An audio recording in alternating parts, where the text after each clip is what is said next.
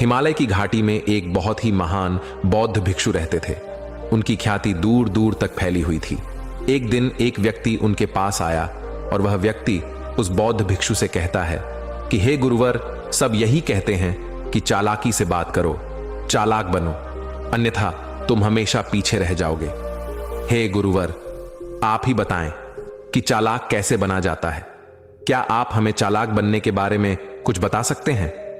बौद्ध भिक्षु ने उस व्यक्ति की सारी बातें बड़े ही ध्यान से सुनी और उसके बाद मुस्कुराते हुए वह उस व्यक्ति से कहते हैं, तुम मेरी बात बड़े ध्यान से सुनना। जो मैं तुम्हें बताने वाला हूं वह बहुत ही महत्वपूर्ण है, इसीलिए इसके एक एक शब्दों को बहुत ही ध्यान से सुनना और इसे समझने का भी प्रयास करना। इस दुनिया में यदि कोई सबसे ताकतवर हथियार है तो वह है हमारे शब्द, फिर चाहे वह शब्द लिखे गए हों या फिर बोले गए हों। यह शब्द एक ऐसा हथियार है जिसका यदि सही समय पर, सही व्यक्ति पर और सही तरीके से इस्तेमाल किया जाए तो आप अपनी पूरी जिंदगी बदल सकते हैं। और इतना ही नहीं, यदि हम चाहे तो अपने शब्दों को फूलों की तरह भी इस्तेमाल कर सकते हैं, और यदि हम चाहे अपने शब्दों को तीरों की तरह भी इस्तेमाल कर सकते हैं। हम हमारे कहे गए शब्द गहरे से गहरे घाव भी भर सकते हैं, और कभी कभी हमारे यही शब्द गहरे से गहरे घाव भी दे जाते हैं। हमारे शब्द में इतनी ताकत होती है, यदि आप चाहे तो अपने कहे गए शब्दों से किसी की जिंदगी बना सकते हैं, और चाहे तो आप अपने इन्हीं शब्दों से किसी की जिंदगी बर्बाद भी कर सकते हैं। हमारे शब्दों में इतनी ताकत होती है कि आप चाहे तो दूसरों के जीवन में खुशियां भर सकते हैं, और यदि आप चाहें तो अपने इन्हीं शब्दों का इस्तेमाल करके उनके जीवन में दुखों का सैलाब ला सकते हैं। आप चाहे तो इन्हीं शब्दों से किसी के रिश्ते बना भी सकते हैं, और यदि आप चाहे तो इन्हीं शब्दों से किसी के रिश्ते तोड़ भी सकते हैं। आपके अपने कहे गए शब्द आपको कामयाबी भी दिला सकती है, और वही आपके कहे गए शब्द आपको पूरी तरह से तबाह भी कर सकते हैं। शब्द न केवल एक इंसान को बल्कि पूरे के पूरे परिवार को, पूरे शहर को और पूरी इस दुनिया को बर्बाद करने की और निर्माण करने की ताकत रखते हैं। इसलिए शब्दों को इस दुनिया का सबसे ज्यादा ताकतवर और घातक हथियार माना जाता है। इसलिए हमें अपने शब्दों का इस्तेमाल सही ढंग से करना चाहिए, ताकि उसका इस्तेमाल करके हमें और दूसरों को भी भला पहुंचे। और इसीलिए मैं आज तुम्हें शब्दों के कुछ जादू के बारे में बताने वाला हूं। और अब आपके मन में यह प्रश्न उठ रहा होगा कि क्या शब्दों में भी जादू होता है? तो हां, अवश्य ही शब्दों में जादू होता है, लेकिन यह दिखता नहीं है, परंतु इसका असर आपको अवश्य नजर आता है। हमारे शब्दों में कमाल का जादू होता है। यह चाहे तो रोते हुए को हंसा दे और हंसते हुए को रुला दे। किसी की दुनिया में खुशियां भर दे तो वही किसी की दुनिया में दुखों का सैलाब भर दे। शब्दों में ऐसा जादू होता है जिससे हर इंसान आपकी तरफ खींचा चलाएगा। जो इंसान शब्दों का जादू जान गया, इस संसार में उससे बड़ा जादूगर और कोई नहीं हो सकता। लोगों से बात करना, उनसे अपने कामों को मनवाना, यह एक कला है, और यह कला आपको सीखनी चाहिए। इसके बाद आपको कुछ भी सीखने की कोई आवश्यकता नहीं पड़ेगी। बस आपको बोलने की कला आनी चाहिए। उसके बाद हर कामयाबी आपकी होगी। आप जिस इंसान को भी चाहेंगे वह आपकी तरफ आकर्षित होने लगेगा। और यह बोलने की कला सीखने के लिए आपको कोई धन खर्च करने की भी आवश्यकता नहीं है। आपने देखा होगा कि कई लोग बहुत ज्यादा पढ़ाई तो करते हैं, लेकिन उनके पास बोलने की कला नहीं होती, जिस वजह से वह अपने जीवन में कभी सफल नहीं हो पाते। लेकिन आपने वहीं पर कुछ ऐसे भी लोगों को देखा होगा जो पढ़ाई लिखाई में तो बहुत कमजोर रहते हैं, लेकिन बोलने की कला में वह माहिर होते हैं, और वह लोग अपने जीवन में लगातार सफलता की सीढ़ी पर चढ़ते चले जाते हैं, और उन्हें रोकने वाला भी कोई नहीं होता। बोलने की कला सीखना इतना मुश्किल भी नहीं है, बस जरूरत है हमें कुछ आदतों को बदलने की, और साथ ही अपने नजरिया में कुछ परिवर्तन लाने की। आप अपने शब्दों की ताकत को कम मत समझना। आपने देखा होगा केवल एक नेता पूरे देश में कैसे राज करता है, और वह भी केवल अपने बोलने की कला से। हमारे शब्दों में इतनी ताकत होती है कि वह अंदर से मरे हुए इंसान में भी फूंक डाल सकती है, उसे एक नई जिंदगी दे सकती है। इसलिए आज हम यही जानने वाले हैं कि अपने शब्दों का इस्तेमाल हम कैसे कर सकते हैं। अपने शब्दों से हम जिंदगी में कामयाबी कैसे हासिल कर सकते हैं, और सभी लोगों को अपने शब्दों से। लेकिन आपको उससे पहले यह 3 महत्वपूर्ण बातों का ध्यान रखना होगा।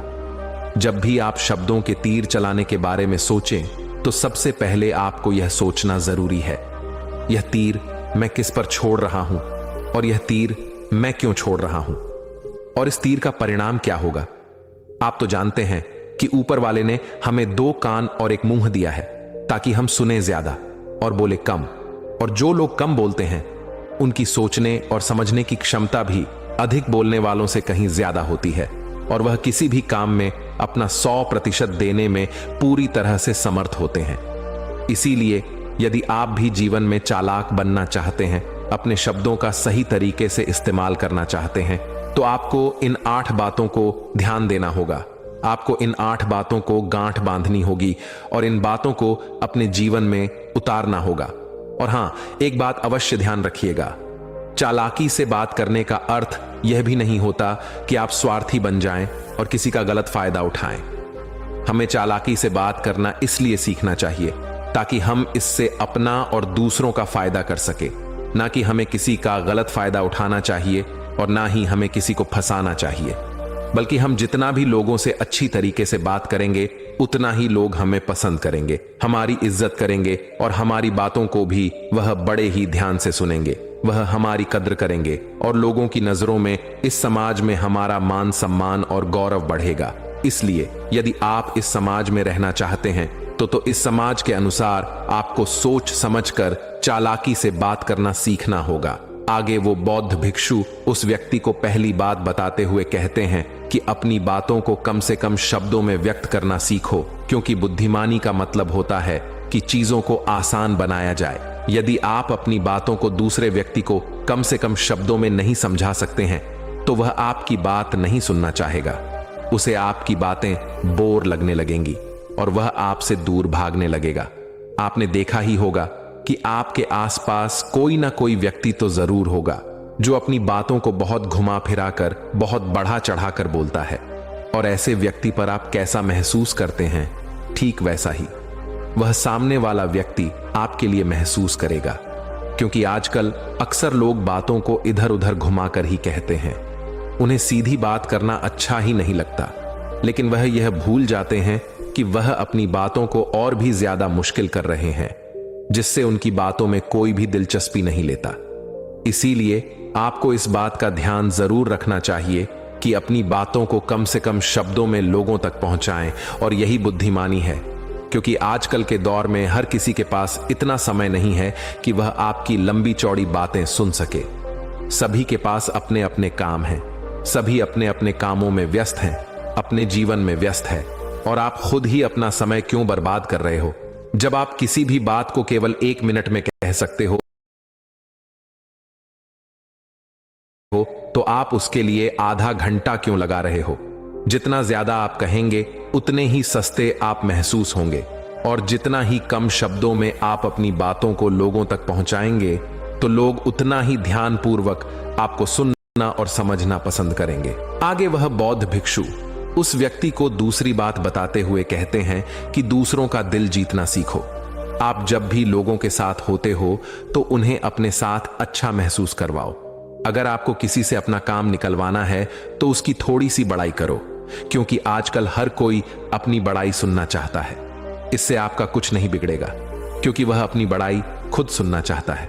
लेकिन हां, बड़ाई करते समय इस बात का भी ध्यान रखना चाहिए कि सामने वाले को ऐसा ना लगे कि आप सचमुच में ही उसकी बड़ाई कर रहे हैं, उसका मजाक बना रहे हैं। जैसे मान लो कोई व्यक्ति काला है और आप उसे कह दो कि तुम बहुत सुंदर दिख रहे हो, तो वह आपकी बात समझ जाएगा और हो सकता है कि वह आपसे गुस्सा भी हो जाए।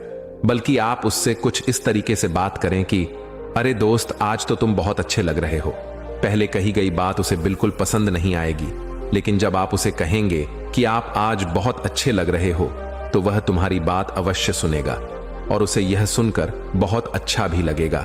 इसीलिए पहले उन्हें वह दीजिए जो उन्हें चाहिए, और फिर वह अपने आप ही आपको जो चाहिए वह देने को तैयार हो जाएंगे।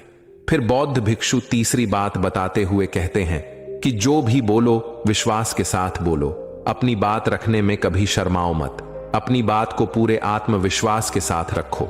आपने देखा होगा कि हम में से कई लोग अपनी बात रखने में शर्माते हैं, फिर भले ही वह उस विषय के बारे में अधिक जानकारी रखता हो, लेकिन वह लोगों से उस विषय के बारे में बात करने में शर्माता है जिस वजह से लोग उसकी बातों पर विश्वास नहीं करते। उन्हें लगता है कि इसे इसके बारे में बिल्कुल नहीं पता, और वह लोग आपकी बातों में दिलचस्पी नहीं दिखाते, और वह लोग आपको आपकी बातों को झूठ भी समझने लगते हैं। इसलिए आप किससे क्या कह रहे हैं और क्यों कह रहे हैं, यह बात समझना भी बहुत जरूरी है। और यदि आप किसी के बारे में जानते हैं और पूरे आत्मविश्वास के साथ उस बात को रखते हैं, तो सामने वाले व्यक्ति पर आपकी बातों का प्रभाव जरूर पड़ेगा, क्योंकि आत्मविश्वास में ही वह शक्ति है जिससे लोग आपकी बातों पर विश्वास करते हैं, आपकी बातों से ही प्रभावित होते हैं। किंतु यदि आप अपनी बात रखने में शर्माते हैं तो आप कभी भी अपना प्रभाव दूसरे व्यक्ति पर नहीं छोड़ सकते। इसीलिए जब भी आप किसी से बात कर तो अपनी बातों को आत्मविश्वास के साथ रखें। आगे वह बौद्ध भिक्षु व्यक्ति को चौथी बात बताते हुए कहते हैं कि अपने शब्दों और अपने वाक्यों में भावनाओं को ढालने की कोशिश करें, क्योंकि जब तक आपके शब्दों में, आपके वाक्यों में भावनाएं नहीं होंगी तो वह लोगों के दिल तक कैसे पहुंच पाएंगी। और जब आपके शब्दों में, आपके वाक्यों में भावनाएं जुड़ी होती हैं तो वह आसानी से लोगों के दिल तक पहुंच जाती है। इसीलिए आपको अपनी आवाज को उसी माहौल के हिसाब से रखनी चाहिए। यदि आपको लगता है कि किसी वाक्य पर, किसी ऐसी स्थिति पर आपको दुखी होना चाहिए, तो आपकी आवाज में वह नमी होनी चाहिए। और यदि आपको लगता है कि सामने वाला व्यक्ति खुश है और वह खुशी खुशी आपकी बात सुन सकता है, तो आप उससे खुशी खुशी भी बात कर सकते हैं। और दूसरी तरफ यदि आपको लगता है कि कोई व्यक्ति दुखी है और उसके मन को शांत होना चाहिए, तो आपको भी उसके मन को शांत करने वाली वाणी, मतलब अपने शब्दों, अपने वाक्यों का इस्तेमाल करना चाहिए। अपनी आवाज में नमी रखनी चाहिए जिससे आपके मन की बात, आपकी भावनाएं उसके दिल तक पहुंच सके और वह आपकी बात सुनने में दिलचस्पी दिखाए। क्योंकि जब आप किसी का दर्द बांटते हैं तो सामने वाले व्यक्ति को बहुत अच्छा लगता है, और ऐसे समय पर आपकी भावनाएं, आपके शब्द और आपके वाक्य ही अधिक महत्व रखते हैं। शब्द, वाक्य सब एक ही होते हैं, बस इन्हें बोलने का तरीका अलग अलग होता है। कि जैसे आप अपने पार्टनर से प्रेम से कहते हैं कि मैं तुम्हें कभी नहीं छोड़ूंगा, और वहीं पर अगर आप गुस्से से यही बात कहते हैं, मैं तुम्हें नहीं छोड़ूंगा, तो इन दोनों बातों का मतलब तो एक ही है, लेकिन कहने का तरीका बदल गया है। शब्द तो हर किसी के पास होते हैं, लेकिन सही तरीके से शब्दों का इस्तेमाल करना यही बुद्धिमानी होती है। जो अपने शब्दों में, अपने वाक्यों में भावनाओं को जोड़ पाता है, वही लोगों के दिल में राज कर पाता है।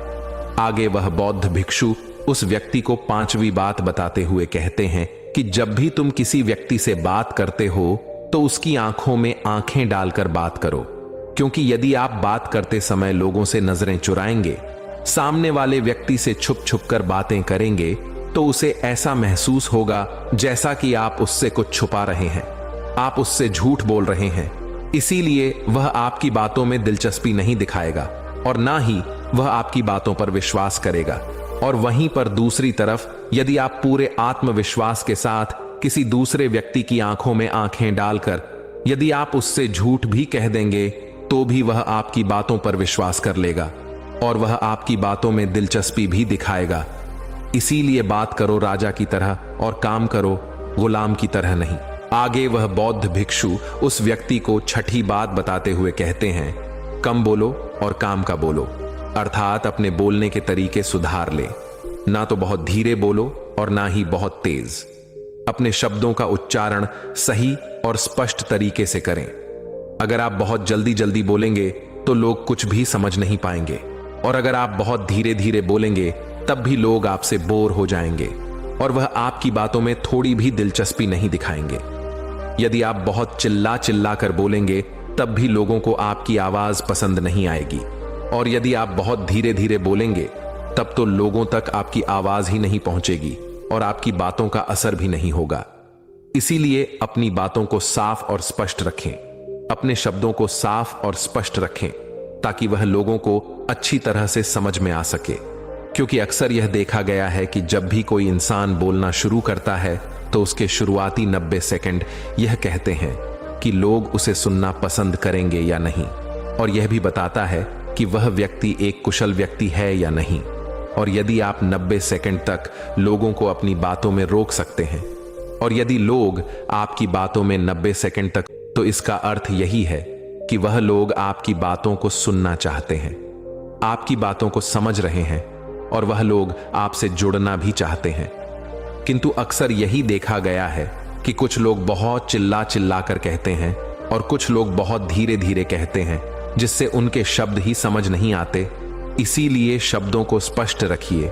आपको उतना ही आवाज में बोलना चाहिए जितने में आपके विचार सामने वाले व्यक्ति तक पहुंच सके। फिर 7वीं बात बताते हुए उस व्यक्ति को बौद्ध भिक्षु कहते हैं कि लोगों की मदद करना सीखो। जब भी आप किसी की मदद निस्वार्थ भाव से करते हैं तो सामने वाला व्यक्ति भी आपकी मदद करने के लिए अवश्य ही तत्पर रहेगा। जब भी आपको आवश्यकता होगी वह आपकी मदद अवश्य करेगा, क्योंकि आपने बुरे वक्त पर उसका साथ दिया था और वह भी बुरे वक्त में आपका साथ देने के लिए हमेशा तैयार रहेगा। आपने अपने घर में अपने बच्चों को तो देखा ही होगा, जिनका मन बिल्कुल साफ होता है, जिनके मन में कोई भी स्वार्थ नहीं होता, और जब उन्हें कुछ चीज चाहिए होता है तो जैसा आप कहते हैं वह बिल्कुल वैसा ही करते हैं। आप कोई भी काम को उनसे कहते हैं तो वह उस काम को तुरंत ही कर देते हैं। इसलिए निस्वार्थ भाव से